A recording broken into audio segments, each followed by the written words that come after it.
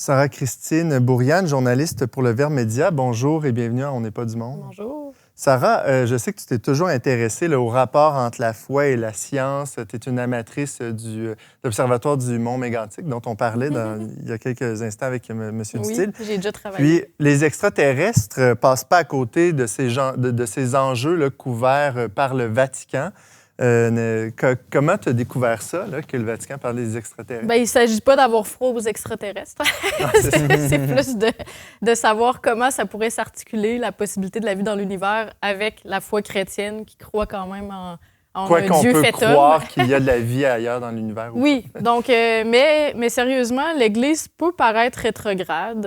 On pourrait penser qu'elle ne s'est pas intéressée à la science. Au contraire, c'est un des endroits où il y a eu un des premiers observatoires d'astronomie au Vatican. Donc, c'était le pape... un des premiers Oui, 16e siècle. 16e siècle. Oui. Ensuite, bon, vous me corrigerez, je ne sais pas si c'est le premier exactement, mais c'est le pape Grégoire qui a réformé le calendrier julien. Maintenant, on a le calendrier grégorien. Ouais. Puis, dans le fond, les chrétiens, ben, pour la fête de Pâques, ça dépend de l'astronomie, en fait. C'est jamais la même date. Pourquoi? Parce que c'est...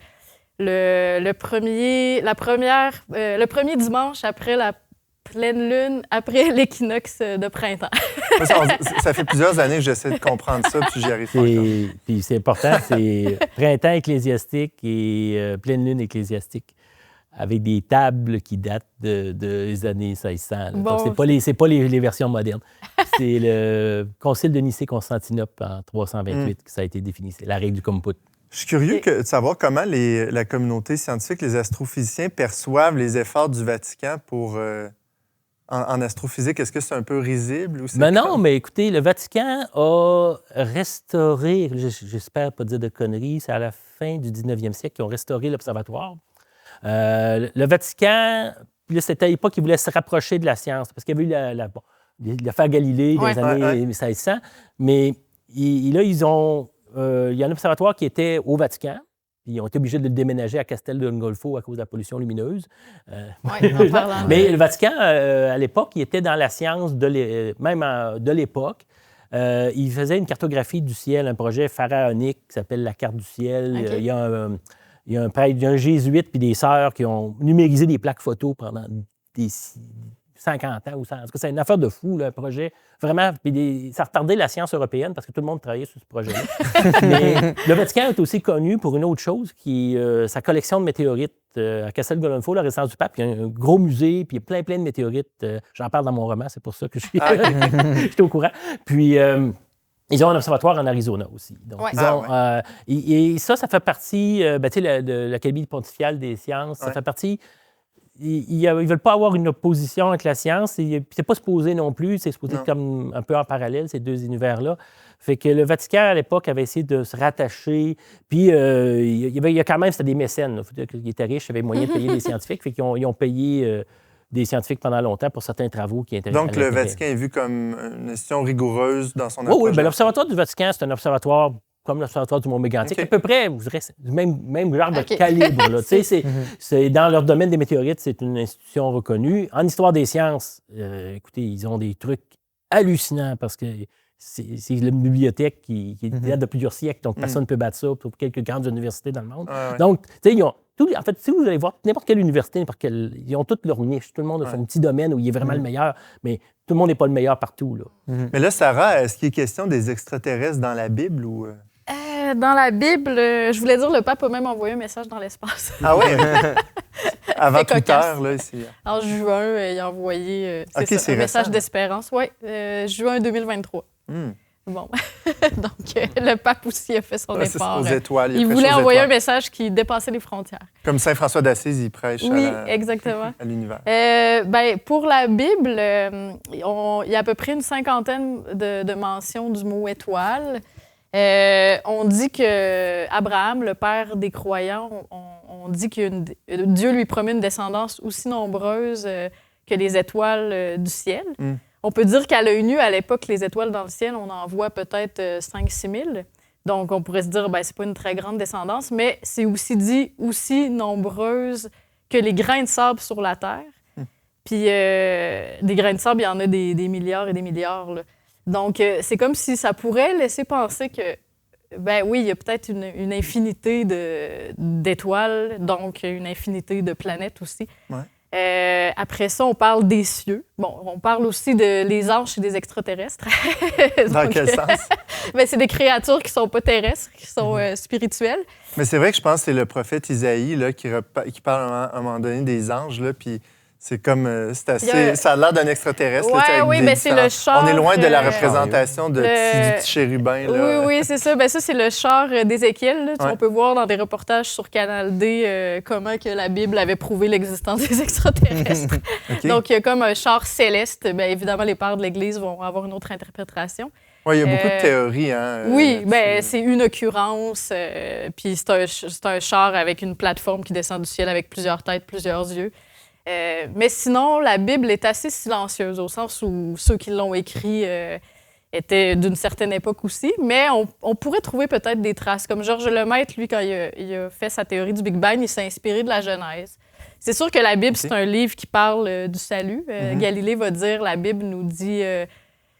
comment aller au ciel et non comment va le ciel. Donc, il ne faudrait pas trouver des traces littérales d'explication de comment fonctionne le monde. Mais, comme on croit que Dieu a écrit la Bible, en un sens, on pourrait penser qu'étant donné que c'est le Créateur, il pourrait avoir des petites traces, mais ça reste quand même, c'est ça. Il y a Raël là, qui parle des Élohim, là, mais ça, c'est autre chose. Oui. Est-ce que l'Église a une position officielle, Sarah, sur l'existence ou pas des extraterrestres? Elle n'a pas de position, dans le sens qu'elle ne se prononce pas contre, mais évidemment, elle ne va pas dire il y a des extraterrestres. Donc, une possibilité, puis elle réfléchit à cette possibilité-là théologique. Ça date pas d'hier qu'on réfléchit sur la possibilité de la vie ailleurs dans l'univers. On parlait de la pluralité des mondes.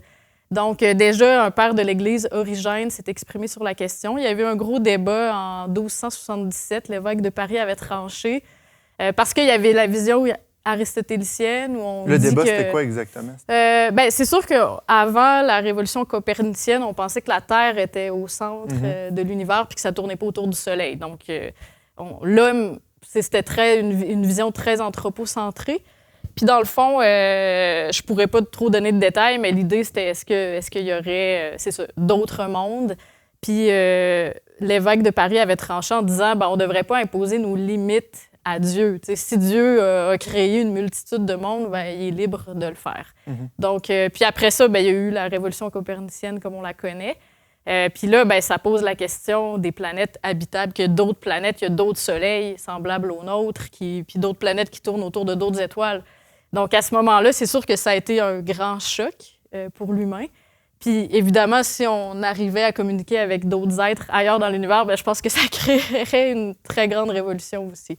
Mais le directeur de l'Observatoire d'astronomie du Vatican, lui, il est tout à fait à l'aise avec l'idée qu'il y aurait probablement... Lui, il a l'intuition qu'il y a de la vie ailleurs dans l'univers. Mais bon, ça, c'est une intuition, puis il va dire, évidemment, on ne peut pas le confirmer. Ouais. Mais c'est ça. Il suffit de réfléchir à cette possibilité-là. C'est sûr que en ce moment, on a l'impression que c'est de l'ordre de la science-fiction, mais c'est intéressant théologiquement de se poser la question aussi. Puis ça permet aussi de mieux comprendre ce qu'est l'homme, peut-être. Mais ça voudrait dire que si Jésus-Christ s'est incarné pour sauver l'humanité, ça veut dire que le salut s'adresserait aussi à tous ceux qui sont à l'extérieur de la planète? Ça, c'est une bonne question. Il y a C.S. Lewis là, qui s'est exprimé sur la question. Oui, l'auteur des Chroniques de Narnia. Oui, l'auteur des Chroniques de Narnia. Donc, lui, à son époque, il y avait Spoutnik, le premier satellite envoyé dans l'espace. Puis, donc, c'était un peu dans l'air du temps. Puis, avec Tolkien, il s'était donné un défi d'écrire un roman, une histoire. Tolkien, c'était comme pour parler du voyage dans le temps, puis lui, ça allait être pour le voyage dans l'espace, donc religion et fusée. Puis dans ça, il pose vraiment la question de si on découvrait la vie ailleurs, rencontre du troisième type. Puis il y a un regard assez peut-être négatif sur l'homme, là, dans le sens qu'il voit que l'homme est un colonisateur. Donc, en fait, ce qu'on a fait sur Terre, on continuerait à le faire dans l'espace.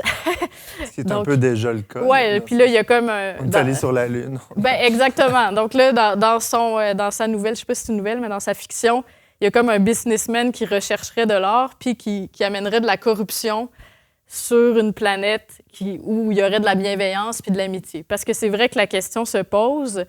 Lewis l'articule comme ça, ben, il faut se demander, est-ce qu'il y aurait déjà de la vie animale ailleurs? Donc, tu sais, on t'a parlé de Saint François d'Assise qui s'adressait à toute la création. Donc, il pourrait avoir de la vie animale. Mais est-ce qu'après ça, cette vie animale-là serait dotée de rationalité et d'une âme spirituelle? Parce qu'ici, on croit que Dieu a animé l'être humain, lui a donné une âme, puis c'est ce qui fait qu'il y a une intelligence peut-être... Bon, est-ce que c'est ce qui fait la conscience? Je ne sais pas, c'est une bonne question. Mais ensuite, s'il existait de telles créatures, est-ce qu'ils auraient péché? Donc, nous, on dit qu'on est marqué par le péché originel. Les chrétiens croient ça. Et s'il y a péché, est-ce qu'ils sont sauvés par Jésus qui s'est fait homme? Puis le directeur de l'Observatoire d'astronomie du Vatican lui disait, ben, au fond, s'il y a des créatures spirituelles ailleurs dans l'univers qui sont dotées d'une volonté, d'une rationalité, ben, elles sont peut-être comme nous, dans le fond. Ouais. Est-ce que c'est des... Oui, ils ne vivent pas sur la Terre, mais ils sont de même nature. Donc, est-ce que le salut en Jésus-Christ pourrait s'appliquer à ces personnes-là qu'on évangéliserait comme on a fait sur d'autres continents? On enverrait des missionnaires en fusée. Mais ça, c'est une question. T'sais, pourquoi après ça, ce serait incarné sur Terre puis pas ailleurs? Mais après ça, c'est encore l'idée de mettre des limites à Dieu. Est-ce que Dieu n'aurait pas pu trouver un autre moyen de les sauver? Donc, puis là, c'est la question, est-ce qu'on est une anomalie ici sur Terre d'avoir péché puis qu'on serait la seule planète? Ben, c'est ça. Ben, en fait, on parlait des anges, mais c'est ça. Dans la discussion, je me souviens originalement, c'est ça. Est-ce que c'est des êtres surnaturels, un peu comme les anges qui sont parfaits, qui n'ont pas touché par la tâche originelle, contrairement aux hommes? Fait que là, il y a des anges déchus quand même. Oui, mais c'est ça. Il y a toutes sortes de possibilités. Fait que là, c'est ça la question. Est-ce que c'est... mais nous, en fait, scientifiquement, tu as l'autre problème, c'est plutôt qu'il y aurait de la vie sur Mars. Est-ce qu'on va on peut la trouver, ça serait plaisant, mais est-ce qu'on faut la protéger ou pas? Une question éthique. Oui, il y a des questions éthiques, en fait. C'est plus... on parle du protocole de bioprotection planétaire. Puis ça, c'est un problème. Sur Mars, là, encore, il y avait un article il n'y a pas longtemps où du lichen peut survivre, apparemment. Donc, malgré que l'environnement est hyper dangereux, donc on pourrait contaminer la surface. Puis s'il y avait de la vie là, on pourrait l'affecter. C'est pas quelque chose nécessairement même si c'est des bactéries, comme humains, on a des responsabilités en théorie. Là, puis ça, c'est problématique. Là. Donc ça, c'est le genre de questions qu'on se pose. Puis là, bon, c'est ça, s'il y a d'autres êtres. Nous, quand on faisait des messages, on se posait la question, OK, est-ce qu'on peut faire de quoi de dangereux sans le vouloir? Venir troubler une civilisation. Oui, moi, j'ai des gens, un collègue, Richard Kerrigan, lui, il a peur des messages qu'on recevrait qui pourraient être toxiques. En fait, on pourrait imaginer... si vous avez vu le film Contact, là, ils font une grosse machine, puis il y a des moments ils se disent, ouais, mais c'est une méga-bombe, tu sais. C'est une bombe. Ils font faire une grosse bombe atomique pour nous éliminer parce que tu ne veux pas avoir de compétition dans la galaxie. Fait que tu trouves, tiens, il y a des niveaux qui viennent de marquer. On lui fait un coup de cochon. Mais tu sais, moi, j'avais dit, il y avait pas Richard Kerrigan n'avait pas des virus informatiques. Il a dit non, ça se peut pas parce que ce pas des systèmes d'exploitation. Mais on pourrait imaginer des virus culturels. Moi, ma théorie personnelle la plus favorite, c'est on dit que le théorème de Fermat est faux. Ça nous a pris 350 ans à montrer qu'il était vrai. Puis tu as des extraterrestres qui te l'envoient. Hey, c'est telle théorie. Ou une théorie physique qui a l'air vraie, mais qui est une fausse piste. Puis là, tu perds 150, 200 ans. Puis là, en quelques siècles de civilisation, ça ne dure pas si longtemps que ça. Fait que si tu perds 100, 200 ans sur une solution qui est no future, bien, ça peut être juste assez pour il est plus compétitif. Non, mais c'est clair que peu importe ce serait quoi le message, ça viendrait troubler notre culture. Oui, mais encore là, nous, en fait, on a eu beaucoup ces discussions-là. C'est si 99 % de chances que le premier signal qu'on va recevoir, ça va être un radar météo ou planétaire. Fait que, OK, il y a des extraterrestres, cool, mais là, tu sais, on ne peut pas dire que c'est transcendant, tu sais. Non, c'est ça. C'est comme découvrir de la vie sur Mars, et c'est le fun, là, mais bon, ça change. Probablement que ça ne sera pas aussi traumatique, mais tu sais, si on a reçu un gros message avec plein d'informations, parce qu'il y en a des dangers, c'est que justement, tu peux détruire toute la recherche scientifique. Ouais. Ben là, c'est comme les jeunes à se faire avec Google. Là. Tout est déjà fait, fait que j'ai pas besoin de me casser le pompon pour lancer des satellites dans l'espace. Comme les colonisateurs ont détruit des cultures, malheureusement. Oui, en fait, même sans le vouloir, ici, au Québec, les Européens ont envoyé Peter Van de Kamp, qui était un naturaliste, pour étudier les médicaments des Autochtones. Quand il est arrivé, il dit là, il n'y en a plus parce qu'ils ont tous adopté des médicaments des Français qu'ils trouvaient meilleurs. Fait que, tu sais, c'est le risque aussi de la diversité culturelle. Chaque coin du monde trouve sa solution dans son environnement. Tu risques de détruire ça, peut-être. Là, ou en profiter. Là, c'est juste comment on le fait d'une façon sécuritaire. C'est ça. Ça pose vraiment des bonnes questions. Sarah, en terminant, qu'est-ce qu'on peut retenir de ce que l'Église dit, du lien entre la foi et les extraterrestres? J'aimerais, je dévie un peu la question, mais j'aimerais amener une citation d'un astronaute, James Irwin, qui aurait dit c'est grand l'homme qui marche sur la Lune, mais c'était encore plus grand Jésus-Christ qui marche sur la Terre. Donc, c'est un astronaute qui a dit ça. Mais je trouvais ça intéressant parce que je me disais, au final, nous, notre planète, elle est ici. On vit ici. C'est intéressant pour l'imagination de se projeter. Mais finalement, quelle est la finalité du cosmos? En tout cas, c'est déjà qu'on existe et qu'on en soit conscient puis qu'on puisse s'émerveiller de notre présence dans cet univers. Ce que je comprends, c'est que ça prend un sens à l'existence puis au cosmos aussi. Oui, c'est ça. Puis le fait qu'on soit capable de le penser, c'est déjà grandiose. Merci beaucoup, Sarah Christine Bourriane. Tu es journaliste pour Le Verbe Média. Merci, Sarah. Merci. Après la pause, les aspects symboliques et culturels des extraterrestres.